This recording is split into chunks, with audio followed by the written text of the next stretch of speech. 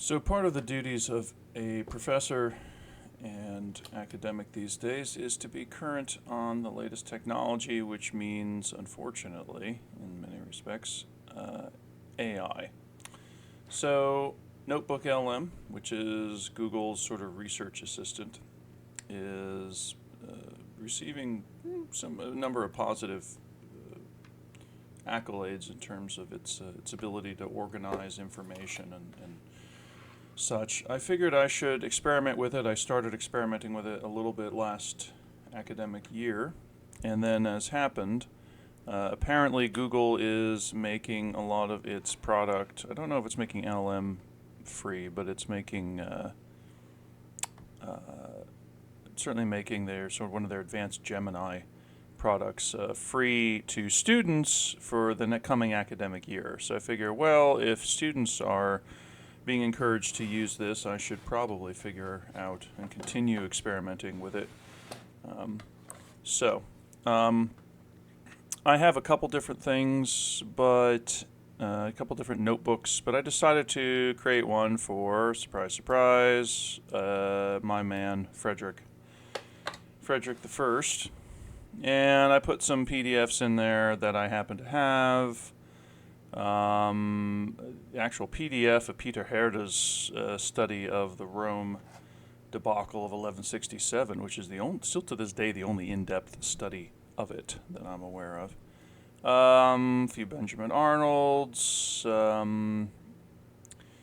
bunch of German titles, Kurtum's Kriege Mittelalter, Kämpfe auf dem Schlachtfeld, which is a good volume. There's a number of volumes that you can get from open sources in Germany. Some Italian stuff, obviously Graham Loud and Joachim Schenk's Origins of the German Principalities, which is the most current thing in English on German political development. I suppose in some ways it supersedes Arnold, but that's a whole different discussion. Markels by the later Heidis Plassmann, Malte Pretzel, Kriegführung im Mittelalter. Pretzel's fantastic, so on and so forth. So, got about 27 sources in here. And when I clicked on Arnold, where is it? I think it's this one. I said, okay, I'll just click Imperial Authority. And what it did was it said, okay, I'm going to discuss Imperial Authority. And let's see if we can make that bigger. I guess, yeah, that might help a little bit. I'm not sure. It lays out the sources. It's interesting. I'm still trying to piece together how it is dealing with its sources. So when you click on one, this is a note from Jason Rosh's book on the Second Crusade, I believe. I could be wrong about that.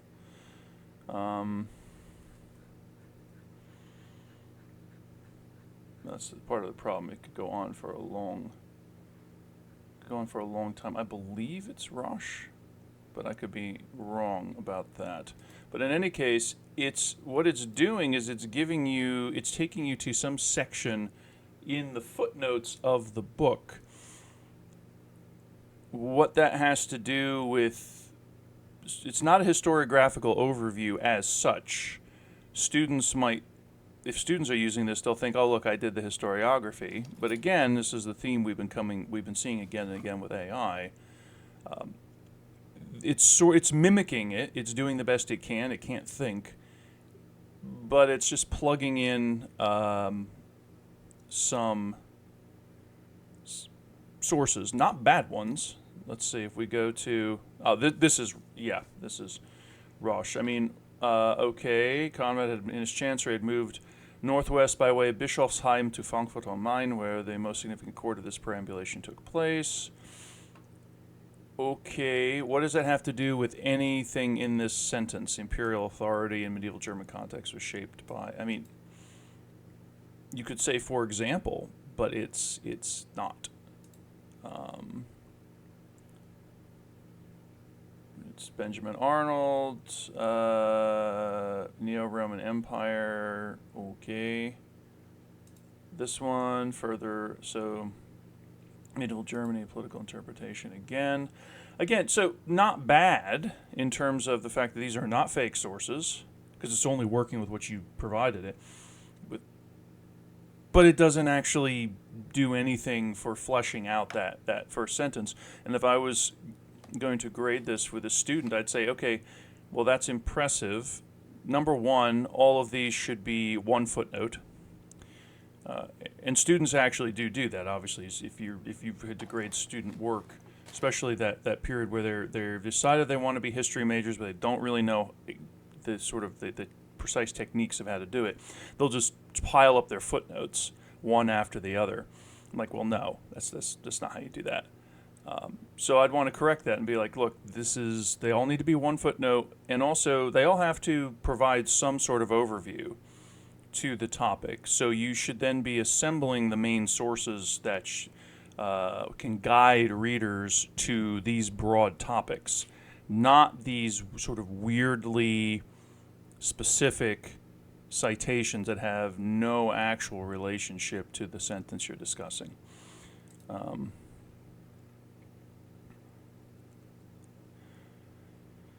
Authority, sacred and divinely ordained rule. That's because they're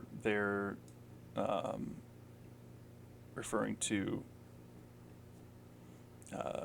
Conrad's reply to Eugenius. That must be where the AI is picking that up. Number 3, back up here. Imperial prerogative. Obviously, the Henry IV, the Gregory the Seventh debate. Authority celestially bestowed. Okay, reasonable. So this is how it goes on and about. Dukes. Okay, that's fair. That is a reasonable citation. Some specific ideas there.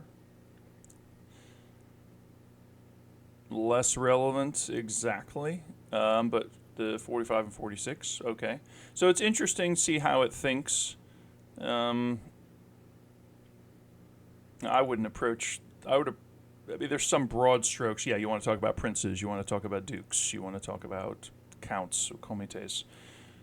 Certainly, if you've consumed any of David Bachrach's work on the subject, you're gonna want to structure it in a certain way. I wouldn't structure it precisely this way. I mean, towns, really? That's all you have to say about towns? And you jump right to the Peace of Constance, which is oddly specific and not really pertinent to the Kingdom of the Germans. Okay, and for sources on that, urban lordships. Okay, fair enough. But here's the other thing I want to address. So then they said, oh, if you go up to the top here, they say you can create a mind map. I didn't tell it to do this. I just said, all right, mind map. All right, create mind map. And it created a mind map of medieval warfare and Staufer era governance. Now this is very interesting because I'm drafting out and sketching Chapter 2. Chapter 2 of my Barbarossa book is dealing with medieval warfare, almost exactly this. And it wouldn't know this because I haven't uploaded any of my writing materials to NotebookLM, my actual drafts. So it wouldn't know this.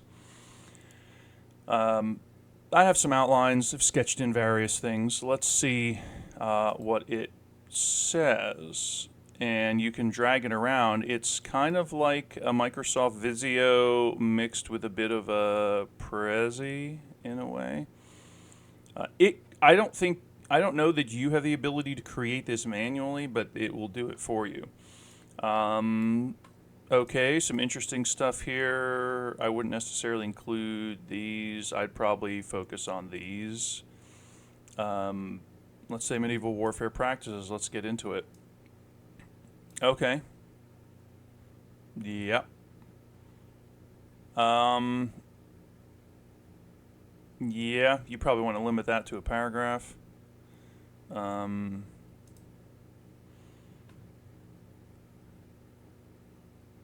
It's not giving you. It's not giving you specific. At least I don't think so. Okay, and then you click on that, and it's telling you what to say. Oh, so that's how it generates the essay. That's fascinating. The emotional dimension of combat, pain, suffering. Well, they're not going to get a heck of a lot of that from the sources that I uploaded because. Or maybe they will. Interesting. Oh, Kriegsniederlagen. So it can process stuff in other languages, that I have observed. Krieg und Niederlage sind zwar in der Sprache des Alltags der Wissenschaft gängige Worte, doch was sie bedeuten, hat sich im Laufe der Zeit verändert. Okay, and they're saying British receptions, culture, yep. Nicht eindeutig bestimmt werden.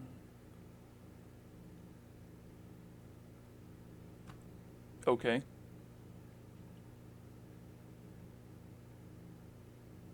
Yeah, I mean, oh, I guess.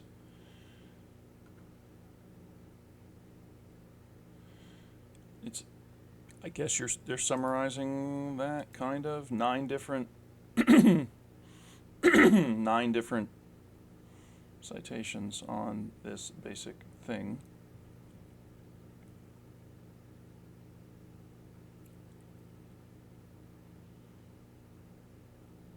Okay. Right, although that's not. That's close to what the German is saying. It's not exact. Doch die individuellen Erfahrungsräume sind begrenzt durch die Arten. The types of war which they knew. So Pacific cultural. It's basically kind of roughly translating that and then plugging it in.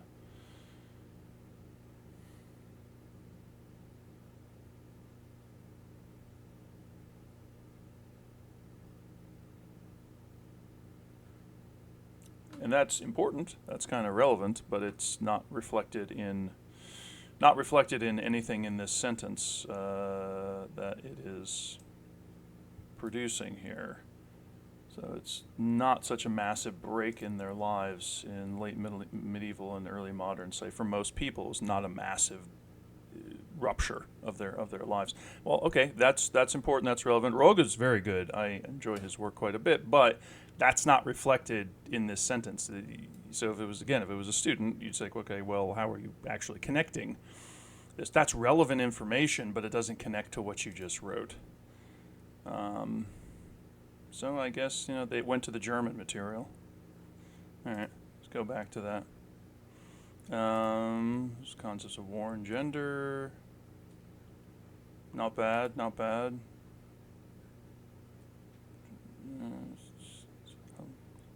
He just plugged a German term in there. Okay, yeah. I wouldn't limit it just to nobles, but yeah. Okay. Okay. Interesting list of male honor protection. Yeah, although you don't actually, in all of the stuff I've read in the 12th century, you don't actually hear that much about that. You hear very, very little about that. Even with the influx of Arthurian literature into Germany, I guess you'd have the old High German literature. But in terms of actual cases that make it into the chronicles or the sort of fragmentary legal records, very little of that I can think of. There's more a matter of the nobles and ministeriales carrying out assassinations for perceptions of slighted honor. There's probably some examples I'm forgetting. Okay, chivalry and masculinity. This should be a good one. Okay. Right. Okay. Yes, yeah. If you read the scholarship on chivalry, sure, but wouldn't have thought of that as a major organizing tactic in sort of putting a chapter together.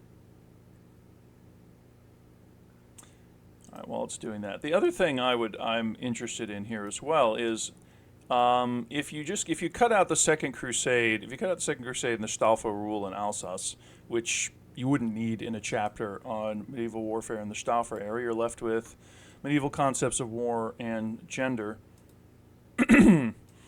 Political thought and power, I would already have covered that in chapter 1, so I wouldn't need that either. So you're really dealing with the medieval concepts of war and medieval warfare practices. Gender would nest under concepts of war, because obviously, what's the one thing here which is not being discussed? Well, hold on, maybe it's under. You don't need. I mean, this is 12th century Germany. You don't really need to talk about jihad. You could talk a bit about slavery, concubinage, trade in women. Okay, Castle of Love allegory, not relevant, particularly. Psychomachia, virtues versus vices. I mean, what you don't see anything of here is just war, the theory of just war. Nothing here about feud, which I know people are divided about that. I was talking to a friend, colleague about this a couple weeks ago, and I'm inclined to view feud as a type of warfare. I mean, I think they did at the time, but in terms of, I mean, it would fall maybe under petite guerre, small war, but anyway. But it's not here. It's not here. Just war is not here. Practices of war, military organization. Are we, the milites, the ministeriales, good. Troop contingents from the banners, Camp de Vent, that's all relevant. Where's logistics? Not here. So it's fascinating. Like I said, I did not tell it to do a thing, create a mind map of medieval warfare and Staufer era governance. I was thinking it was going to give me stuff on imperial authority and sort of the political economy of the Kingdom of the Germans, and it gave me this. So I wanted to share this with you because, well, I'm trying to see what this can do. Mostly it's stuff, I haven't opened my outlines to double check it, but it's mostly stuff that I've already included anyway, I think. And there's major stuff missing, which, I mean, again, it only works with what I uploaded, and there's nothing in anything I've uploaded that deals extensively with logistics, which is probably why it's not there. The sources provide rich insights. See, there it is. There's that kind of... It's either stupid AI writing or it's that kind of generic, bland student writing that they learned somewhere in 11th grade. And then they refine it in 12th grade, then they carry it into freshman classes in college, and we're like, yeah, no. Okay. So it's trying to find Fussel's thing. Anyway. Gewalt, Krieg und Geschlecht.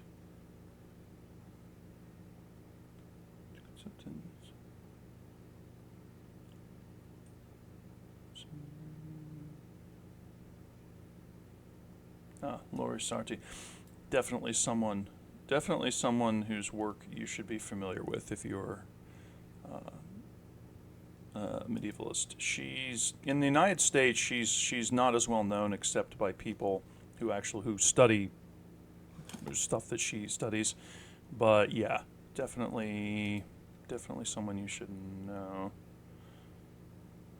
Okay, I mean, okay.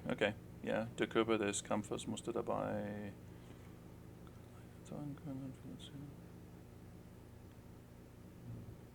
Well, I mean, okay, I suppose. Anyway, so this is interesting, taking it for a test drive. Again, though, I'm not entirely sure what I would learn from this. This is where we come back to the utility of it. If I was trying to teach a student how to do this work, I would give them a book or several articles and no, you go through it manually. For what it produced for my own work, well, I've already thought of that, and it's missing stuff that should be there. Granted, I'm drawing on my own folders of documents, my own collection of books, so it's much larger. So I'm still, I guess what I'm saying is I'm still trying to figure out what this would actually do in terms of producing something that I could use profitably in my work without replacing my own thought. It's not bad, and there are some interesting possibilities here. I'd be more interested in trying to refine it to go through individual articles and perhaps books and say, hey, give me an outline of this. Find all references to this word or this topic. Because then that produces something that I can use because I know what I want to use it for. And you could try giving AI specific instructions on that. I guess that's what everyone says. You got to be very specific with it. But in general, maybe because I'm an old fogey at this point, but like I can find the information I need to use more easily than the AI can. I can find it faster too. But in any case, I guess there is some potential there. I mean, it's scanning these materials at a blistering speed, and then perhaps the speed is ultimately where this is really lying in terms of its advantages. Because it went through all of Barber. I mean, heck, it went through Roga's book and was like, here's some relevant passages. Now, that would have taken me a while to get to unless I go through the contents and say, oh, that's where I want to read. But maybe I'm reading a different chapter, and I'm not seeing a discussion of what I'm hoping to find there. But the AI found those passages pretty quickly. So that might be useful. I might go back and reference, dig into some of those passages.